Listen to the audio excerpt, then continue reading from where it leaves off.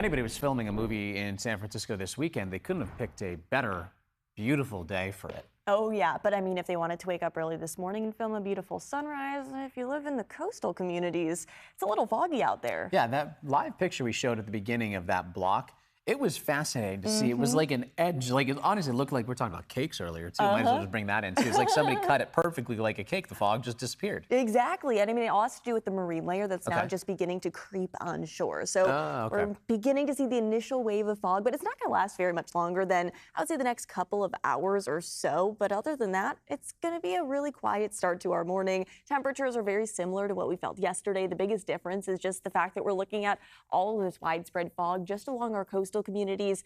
Only down in the Salinas Valley is it actually pushing farther inland, but it is backing up against the Santa Cruz Mountains and creating some pockets of denser fog. So give yourself an extra minute or two on the roadways early this morning. Again, it's really just those coastal communities. By the afternoon hours, our high temperatures will be a couple of degrees cooler than yesterday, especially along our coastal communities. So places like Point Reyes, Half Moon Bay, it's going to be a couple of degrees cooler than yesterday, but farther south, if you did want to make it a beach day, Santa Cruz, that's your place to be at 74 degrees. Maybe you want to go down to Monterey, 68 degrees. You might be wondering, why is there such a difference between Santa Cruz and Monterey? There is about a 6-degree temperature jump up in Santa Cruz. Let's take a look at the cloud coverage down in Santa Cruz and Monterey like we were talking about throughout this afternoon, because again, we are going to continue to see a lot of that cloud coverage sticking around throughout the late morning. But you'll notice from north to south, clearing skies. That's the reason that places like Monterey and Santa Cruz, because they're on the southernmost part of the Bay Area, they're not going to see that clearing until later today.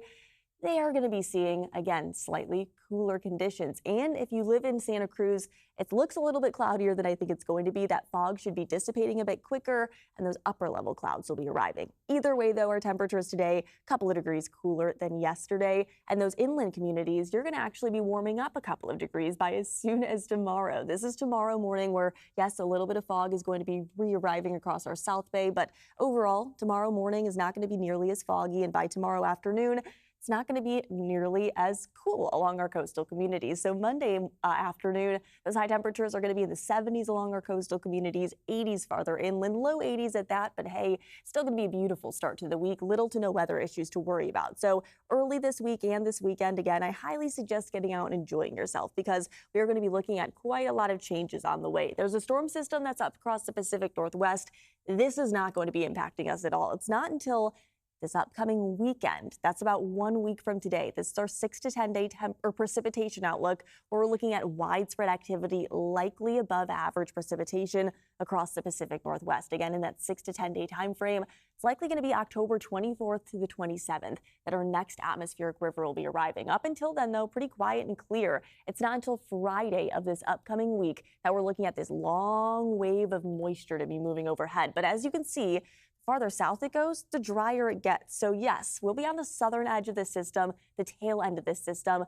We'll be looking at multiple waves of potential moisture, but there is still quite a lot of uncertainty with all of the different models that we're looking at. So I want everybody to stay up to date on the forecast, because there is likely going to be at least some sort of precipitation on the way, but that precipitation, again, still very uncertain, the exact totals. North Bay community is going to be seeing the highest of the totals. Again, that's not going to arrive, though, until Friday of next week, continuing into next weekend. So I hope you all enjoyed this weekend, and if you haven't yet, get out today and soak up some sunshine. Back to you. Thanks for that, Zoe. Coming up after